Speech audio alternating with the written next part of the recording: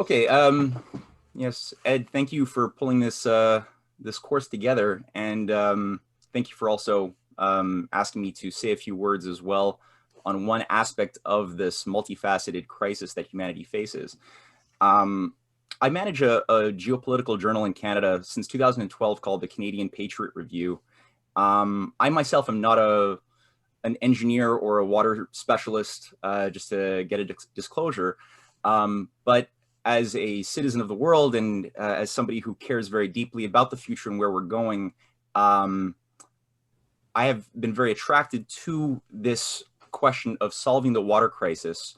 And I've worked very hard with a variety of people over the years to popularize and educate people around the different options that are available to both understand and then to solve the crisis facing our continent and also more broadly.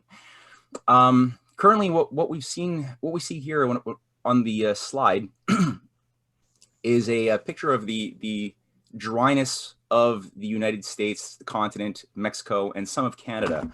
The heat, temperature at ground level. So obviously we've got a multifaceted crisis, like I've said.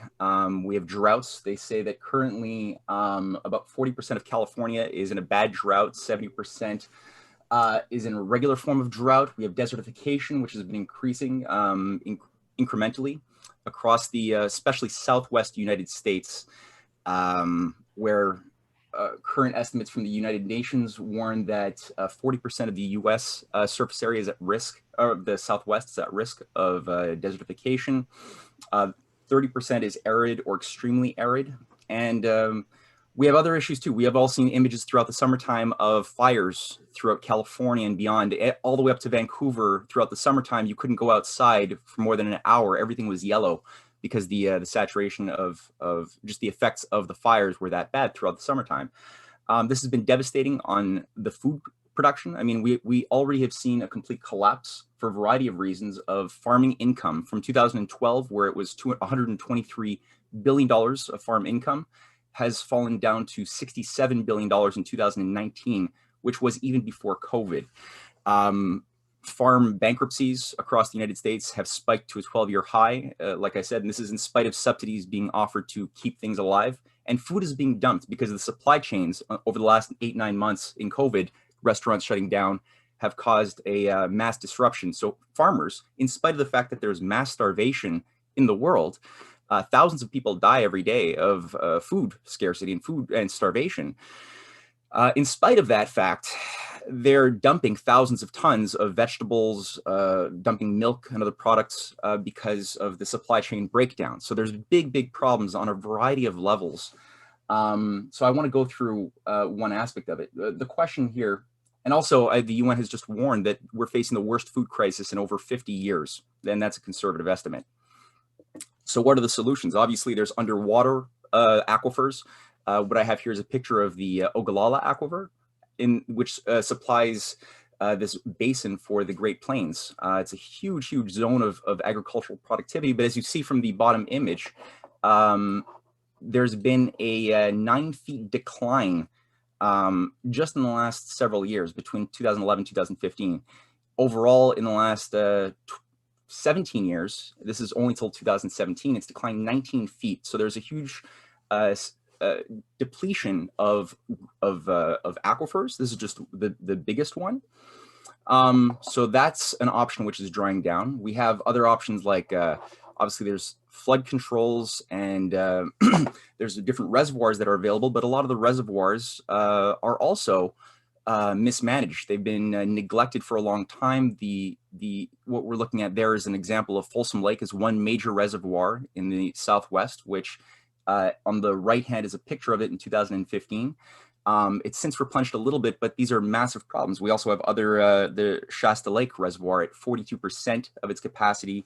Oroville, another major reservoir, is at 36%.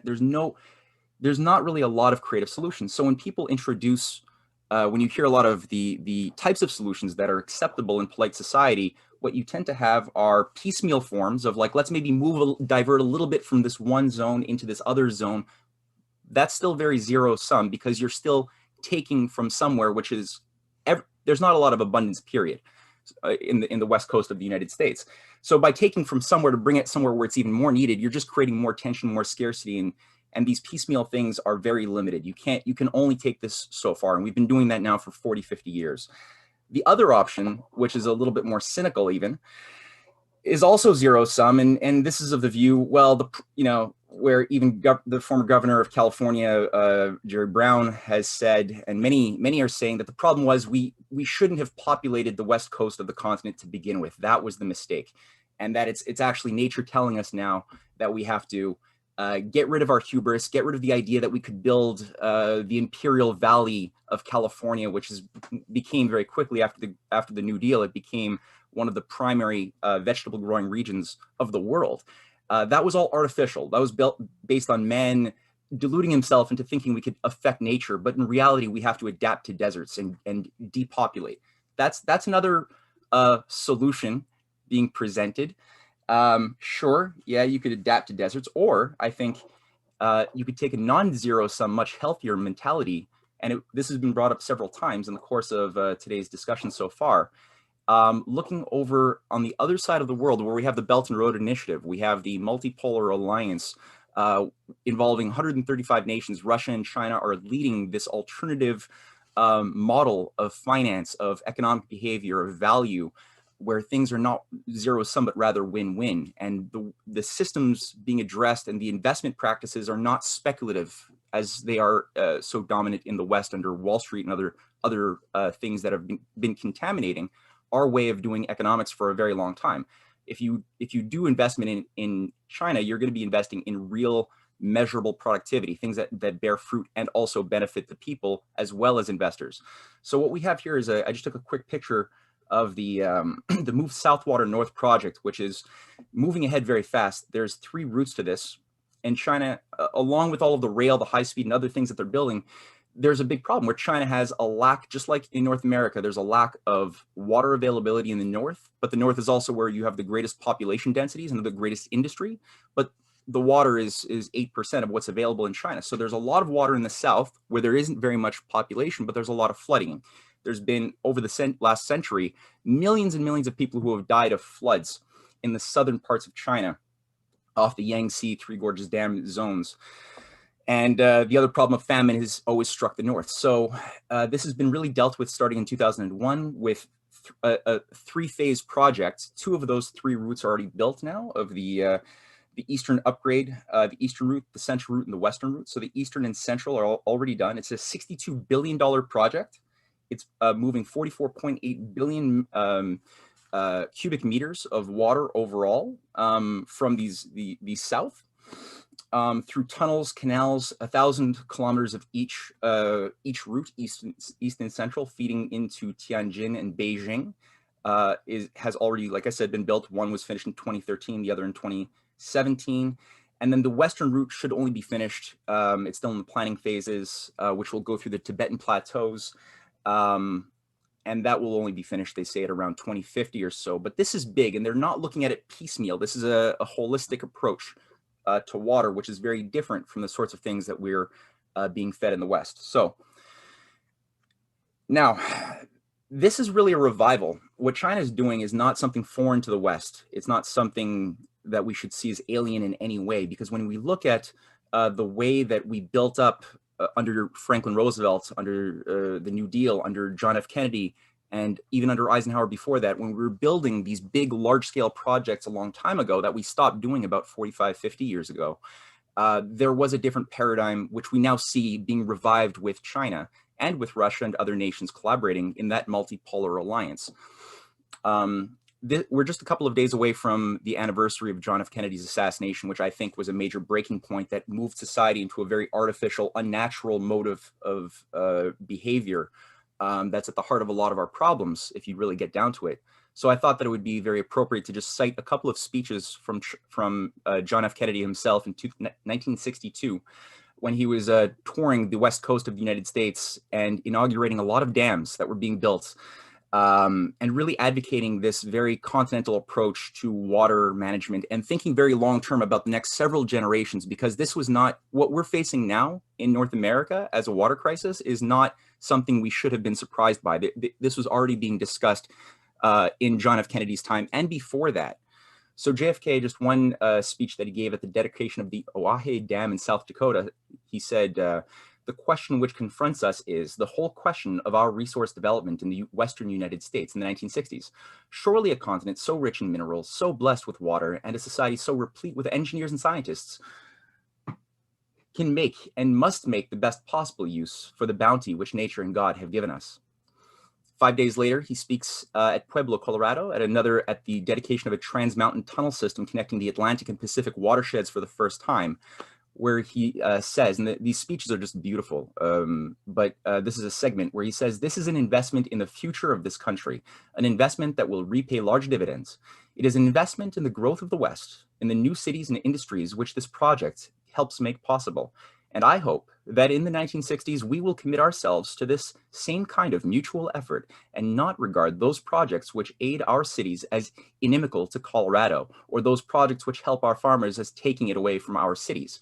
Because that concept of the moving ahead of a great country on a great errand is what I think can give this country its leadership in the future as it has in the past.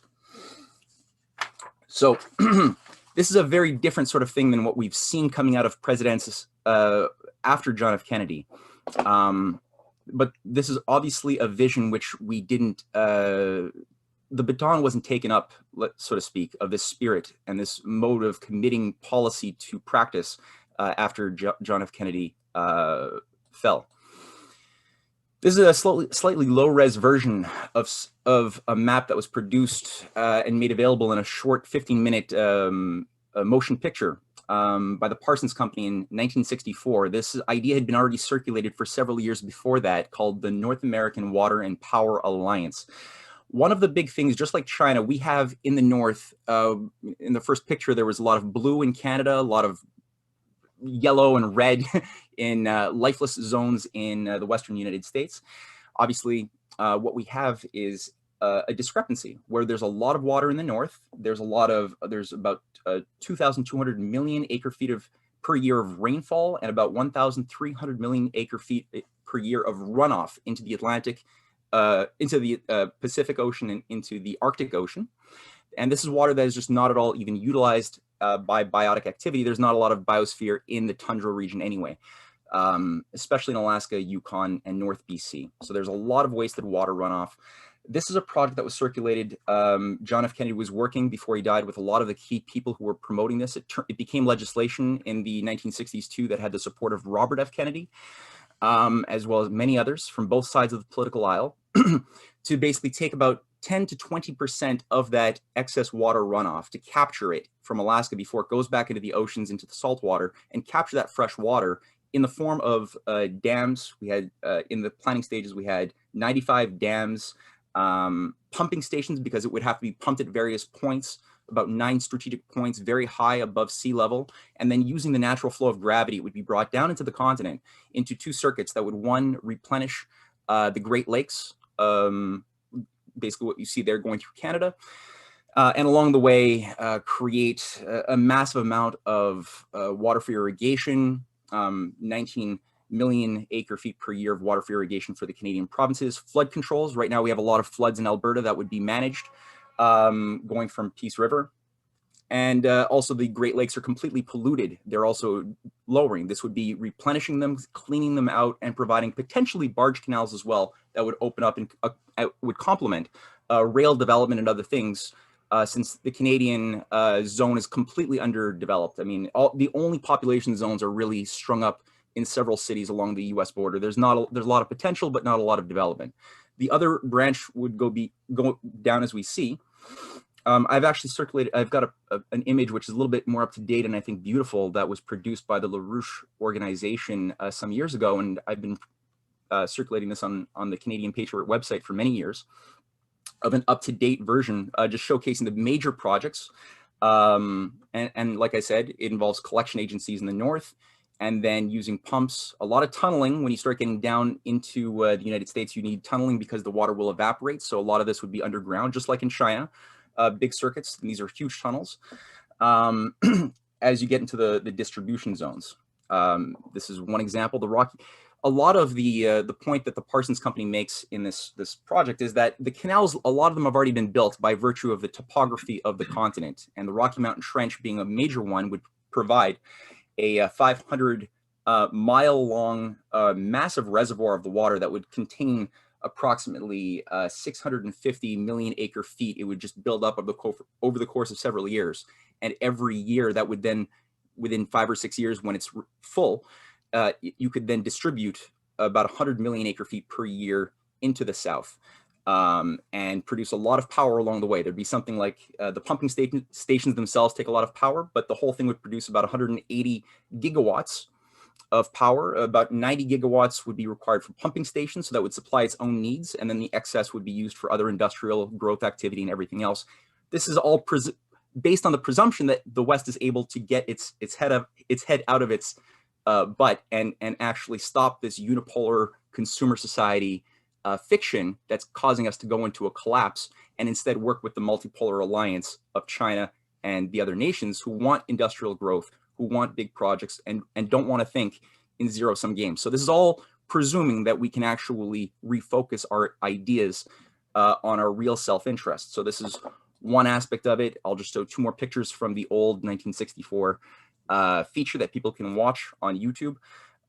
This is one aspect of it that goes through the Idaho, Oregon, Utah, Nevada, California, Arizona in distribution zones, and also more reservoirs that would then double food production along the way. I mean, literally, you would be doubling the farmland from 21 million acres to 44.3 million acres. It would take about, anywhere between 15 to 30 years, depending on the amount of intention and support politically is put behind this.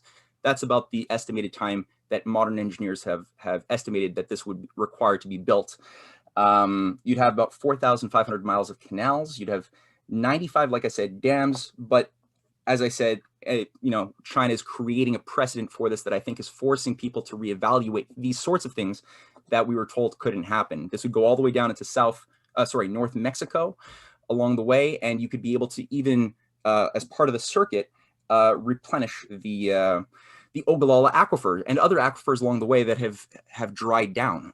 This would create massive greening forest zones. It would redefine what we mean by conservation.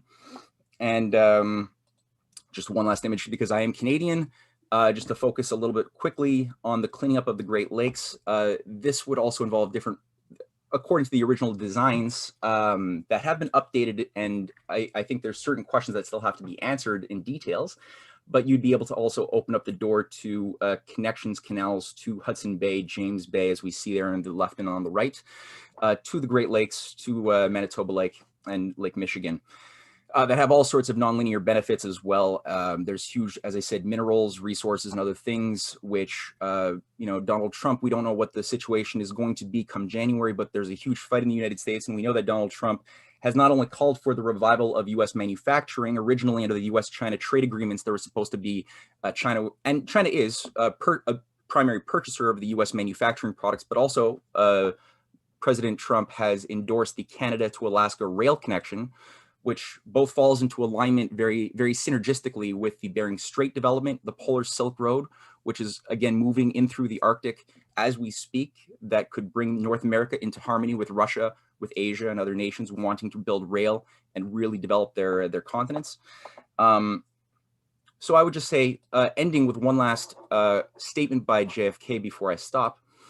JFK, he was already sort of, I think, prescient and noticing that there was the rise of a certain cynical view of large-scale development, even in his time. It's gotten much more acute today. What I've said is almost, in the course of this discussion, what I've said, what Larry has said, what Hussein Askari has said, is considered somewhat heretical by some, including many experts, looking at these problems, because your mind is not allowed to go this way anymore. We're told the only thing we're allowed to do is adapt to scarcity, adapt to the deserts. And JFK was sort of as I said, intervening on that before it became a dominant philosophy, where he said, there are 2 points on conservation that have come home to me in the last 2 days.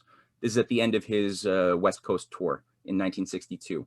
One is the necessity for us to protect what we already have, what nature gave to us, and use it well, not to waste water or land, to set aside land and water, recreation, wilderness, and all the rest now so that it will be available to those who come in the future. So that is the traditional concept of conservation, and it still has a major part in the national life of the United States.